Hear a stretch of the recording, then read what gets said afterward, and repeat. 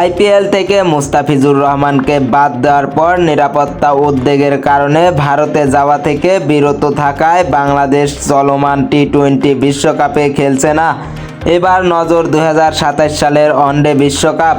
দক্ষিণ Africa, Zimbabwe ও নামিবিয়ায় অনুষ্ঠিত এই বিশ্বকাপে সরাসরি যোগ্যতা পাওয়াটা বাংলাদেশের জন্য কঠিন চ্যালেঞ্জ হতে চলেছে। 14 দলের ওয়ানডে বিশ্বকাপে সরাসরি খেলতে হলে 2027 সালের 31 মার্চের মধ্যে আইসিসি ওয়ানডে র্যাঙ্কিংয়ের শীর্ষ 8-এ থাকতে হবে। দীর্ঘদিন ধরে সপ্তম স্থানে থাকা বাংলাদেশ বর্তমানে দশম স্থানে রয়েছে। ফলে প্রশ্ন উঠেছে টাইগাররা সরাসরি খেলতে পারবে কিনা। স্বাগতিক দেশ হিসেবে ইতিমধ্যে বিশ্বকাপে খেলার যোগ্যতা অর্জন করেছে দক্ষিণ আফ্রিকা এবং জিম্বাবুয়ে। এই অবস্থানের কারণে নবম বা দশম স্থানে থাকা দলও সরাসরি যোগ্যতা অর্জন করতে পারবে। তবে প্রয়োজনীয় র্যাঙ্কিংয়ে না থাকলে বাংলাদেশকে বাছাই পর্ব খেলতে হবে।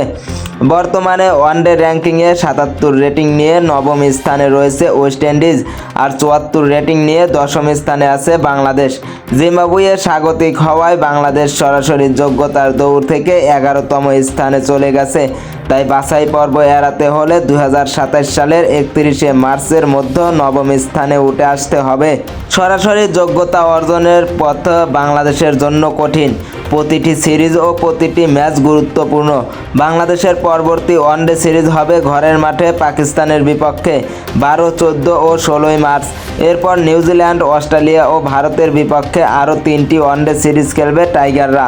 হোম সিরিজ ছাড়াও সফরকারী হিসাবে আয়ারল্যান্ডের বিপক্ষে 3টি এবং জিম্বাবুয়ের সাথে 5টি ওয়ানডে সিরিজ খেলবে বাংলাদেশ।